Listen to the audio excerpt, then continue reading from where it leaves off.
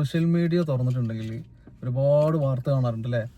പക്ഷെ ഇപ്പോൾ മരണപ്പെട്ട ആളുകളെ അവർ ചെയ്തിട്ടുള്ള പ്രവൃത്തിയെ നന്മകളല്ല, അവർ എന്തെങ്കിലും കാലത്ത് എന്തെങ്കിലും ചെയ്തിട്ടുണ്ടെങ്കിൽ, മോശം പ്രവൃത്തിയോ ആരോപണങ്ങളോ ഉണ്ടെങ്കിൽ മരണപ്പെട്ട വ്യക്തിയുടെ കമന്റ് ബോക്സിൽ വാർത്താ ന്യൂസിന്റെ അടിയിലൊക്കെ അത് മാത്രമാണ്. നമ്മളെ മനുഷ്യനായ പോലെ ലജ്ജ തോന്നുകയാണ്. വളരെ എത്തും. ഞാനൊരു ആരും പേരെടുത്ത് പറയല കേട്ടോ. പല ഘട്ടത്തിൽ ഇപ്പൊ രാഷ്ട്രീയ നേതാക്കളാണെങ്കിലും സിനിമാന്റെ ആളുകളാണെങ്കിലും സാധാരണ മനുഷ്യരാണെങ്കിലും സെലിബ്രിറ്റികളാണെങ്കിലും ഇൻഫ്ലുവൻസർ ആണെങ്കിലും ആരാണെങ്കിലും അബദ്ധവശാൽ ആരോപിതനാണെങ്കിൽ വൺ സൈഡ് മാത്രമേ നമ്മൾ കാണുന്നുള്ളൂ.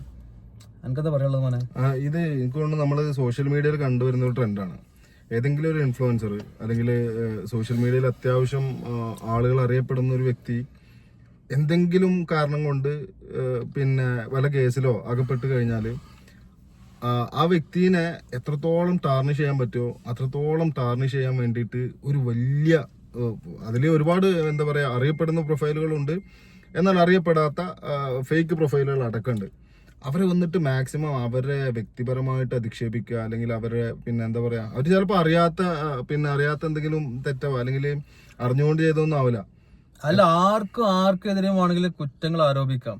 അത് തെളിയിക്കപ്പെടാന് അത് നമ്മളെ നീതിന്യായ വ്യവസ്ഥ അവൻ പ്രതിയാണെന്ന് പറയുന്നതിന് മുമ്പേ സോഷ്യൽ മീഡിയയിൽ അദ്ദേഹത്തെ മാനസികമായിട്ട് ജീവിക്കാൻ, കുടുംബത്തിലോ അതല്ലെങ്കിൽ വീട്ടിലോ നാട്ടിലോ സമൂഹത്തിലോ സോഷ്യൽ മീഡിയയിലോ ഒരു നിലക്കും ജീവിക്കാൻ അനുവദിക്കാത്ത തരത്തിൽ ക്രൂരമായിട്ട് വേട്ടയാടി.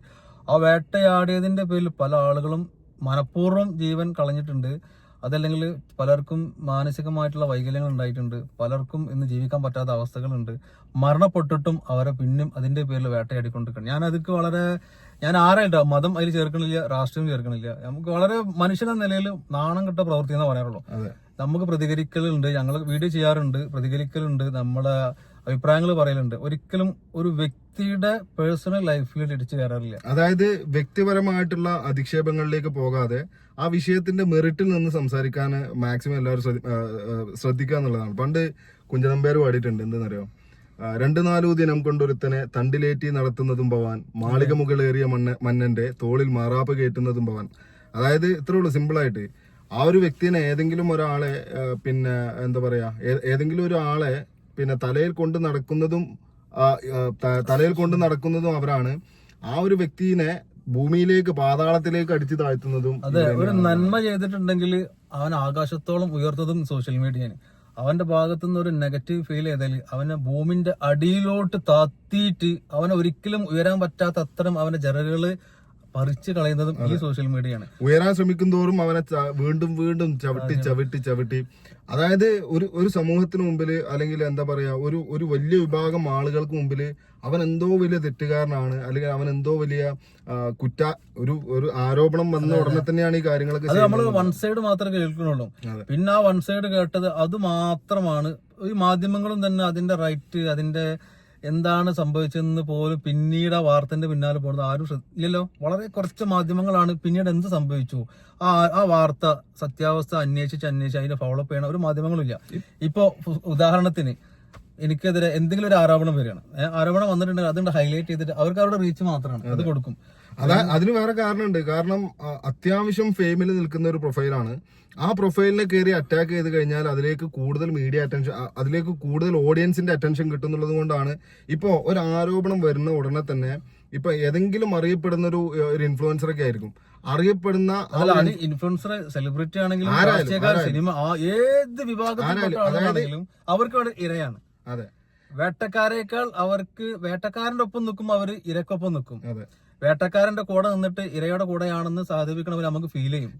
എനിക്കിപ്പോഴും അറിയാത്തൊരു കാര്യം എന്താ പറയുക, ഇപ്പൊ ഇത്തരത്തിലുള്ള സോഷ്യൽ മീഡിയ അല്ലെങ്കിൽ ഈ പറയപ്പെടുന്ന ആളുകൾക്കെതിരെ വരുന്ന ആരോപണങ്ങൾ ഉന്നയിക്കുന്ന ആളുകളെ എപ്പോഴും ഒരു മറക്കുവിനിലേക്ക് കയറാം. അതായത് അവരെപ്പോഴും ഹൈഡ് ചെയ്യപ്പെടും.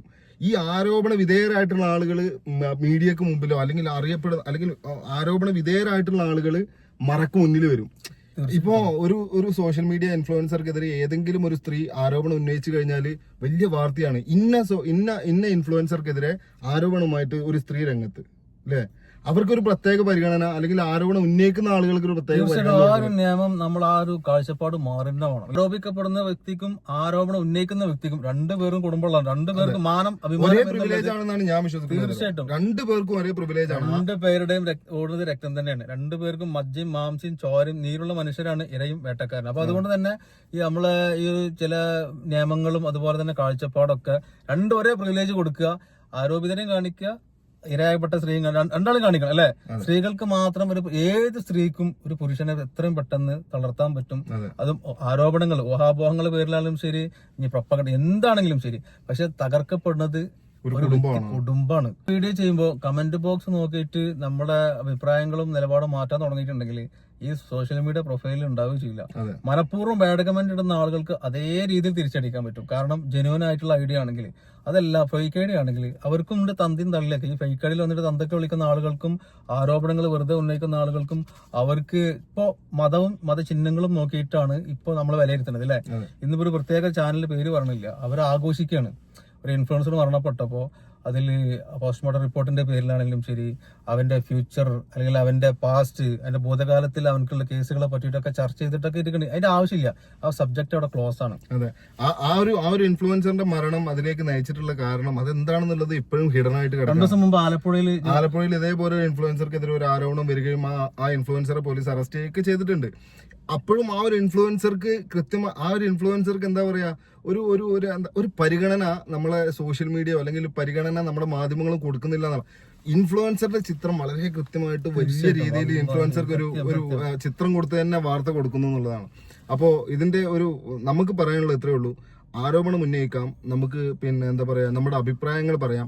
ഈ അഭിപ്രായങ്ങളും ആരോപണങ്ങളും ഉന്നയിക്കുന്ന സമയത്ത് വ്യക്തിപരമായിട്ടുള്ള അധിക്ഷേപങ്ങളിലേക്ക് പോകാതെ ആ ഒരു മെറിറ്റിൽ നിന്നുകൊണ്ട് എന്താണോ സബ്ജക്ട്, ആ ഒരു മെറിറ്റിൽ നിന്ന് സംസാരിക്കാൻ നമുക്ക് പബ്ലിക്കുള്ള കണ്ടന്റുകൾ, പബ്ലിക്കുള്ള ഒരുപാട് കാര്യങ്ങൾ പ്രതികരിക്കുക. പക്ഷെ ഒരു വ്യക്തിനെ ലോക്കാകുമ്പോൾ അല്ലെങ്കിൽ വ്യക്തിയെ വെറുതെ ആരോപണങ്ങൾ ഒരൊറ്റ ന്യൂസിലാണ്, ഏതെങ്കിലും ഒരു മഞ്ഞ ചാനലിൽ ഇന്ന വ്യക്തിയെ ഇതിൽ പിടിക്കപ്പെട്ടു, അത് മാത്രം എടുത്തിട്ട് ഹൈലൈറ്റ് ചെയ്തിട്ട് ഇൻഫ്ലുവൻസർമാരുണ്ട്, സെലിബ്രിറ്റികളും മുഴുവൻ ആളുകളും കണ്ടന്റും അവരുടെ വ്യൂസിനും വേണ്ടിയിട്ട് വേട്ടയാടി ആ മനുഷ്യൻക്കൊന്ന് ശ്വാസം വിടാൻ പോലും അനുവാദം കൊടുക്കാതെ പിന്നീട് അദ്ദേഹം എന്തെങ്കിലും ഒരു കാര്യം ചെയ്തിട്ടുണ്ടെങ്കിൽ അത് മാനസികമായിട്ട് നിലനിർത്തും. ഏതൊരു മനുഷ്യനാണ് അല്ലെ.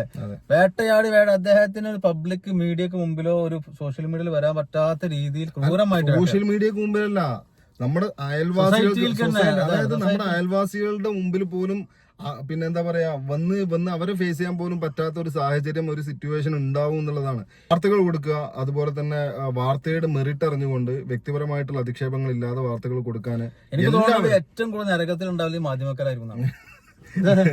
മാധ്യമ പ്രവർത്തകർക്ക് ഒരു കണ്ണിച്ചോര് മരണവീട്ടിലാണെങ്കിലും ദുരന്തമുഖത്താണെങ്കിലും എന്ത് വാർത്ത അവർ കൊടുക്കുന്നുള്ളതാണ്. ആ വാർത്ത തെറ്റായി പോയതിന് മാപ്പ് പറഞ്ഞോട് കാര്യമില്ല, അത് ഡൗൺലോഡ് ചെയ്തിട്ട് ആളുകൾ പ്രചരിപ്പിച്ചു. ഒരു വാർത്ത കൊടുത്തിട്ട് അയ്യോ ആ വാർത്ത അങ്ങനെയായിരുന്നില്ല, ഇതാണ് അതിന്റെ യാഥാർത്ഥ്യം എന്ന് പറയുമ്പോഴേക്കും ഈ സത്യം ചെരുപ്പിട്ട് വരുമ്പോഴേക്കും അങ്ങനെ എത്ര സംഭവങ്ങൾ ഉണ്ടായിട്ടില്ലേ. പിന്നെ മാധ്യമപ്രവർത്തകനെ കൂടുതൽ ഏറ്റവും ശ്രദ്ധിക്കേണ്ടത്, ഒരാളെ അറസ്റ്റ് ചെയ്തു എന്ന് പറയുമ്പോഴേക്കും അവന്റെ പാസ്റ്റ്, അവന്റെ ഭൂതകാലം ചരഞ്ഞെടുത്തിട്ട് അവന്റെ ക്ലിയർ ഉള്ള ഫോട്ടോ വീഡിയോ ഒക്കെ എടുത്തിട്ട് അലക്കാണ്. ആ ഒരു സ്ത്രീക്ക് കിട്ടാത്ത പ്രിവിലേജ്, അല്ലെങ്കിൽ പുരുഷന് എല്ലാവർക്കും ഒരേ പ്രിവിലേജ് ആണ് അല്ലെ. എല്ലാവർക്കും ഒരേപോലെ നമ്മൾ കൺമുന്നിൽ കണ്ടുകൊണ്ടിരിക്കുന്ന അവസ്ഥ. നീതി എന്ന് പറയുന്നത് ഏതെങ്കിലും ഒരു വിഭാഗത്തിന് മാത്രം കൽപ്പിക്കപ്പെട്ടിട്ടുള്ള ഒരു കാര്യമല്ല. നീതി എന്ന് പറയുന്നത് എല്ലാവർക്കും ഒരുപോലെ കൽപ്പിക്കപ്പെട്ടിട്ടുള്ള കാര്യമാണെന്നുള്ളത് എല്ലാവരും മനസ്സിലാക്കുക. നീതിക്ക് വേണ്ടിയുള്ള പോരാട്ടത്തിലാണ് എല്ലാവരും ഉള്ളത്. എല്ലാവർക്കും വേണ്ട നീതിയാണ്, എല്ലാവർക്കും വേണ്ടത് മനസ്സമാധാനമാണ്. ഈ ഭൂമിയിൽ ജീവിക്കാൻ എല്ലാവർക്കും തുല്യ അവകാശമാണുള്ളത് അല്ലേ. അതെ. അപ്പൊ നമ്മളിതിൽ കൂടുതലായിട്ടൊന്നും പറയുന്നില്ല. നമ്മൾ ഇതിന്റെ ഒരു രത്നച്ചുരുക്കം ഇത്രയേ ഉള്ളൂ. നമ്മൾ ആരോപണം ഉന്നയിക്കുന്നവര് അതിന്റെ യാഥാർത്ഥ്യം എന്താണെന്ന് അറിഞ്ഞിട്ട് വ്യക്തിപരമായിട്ടുള്ള അധിക്ഷേപങ്ങളിലേക്ക് പോകാതെ മെറിറ്റിൽ നിന്ന് സംസാരിക്കാൻ എല്ലാ ഇൻഫ്ലുവൻസേഴ്സും, എല്ലാ സോഷ്യൽ മീഡിയയിൽ നിറഞ്ഞു നിൽക്കുന്ന ആളുകളും, മാധ്യമ പ്രവർത്തകരും ശ്രദ്ധിക്കുക എന്നുള്ളത് മാത്രമാണ് പറയാനുള്ളത്.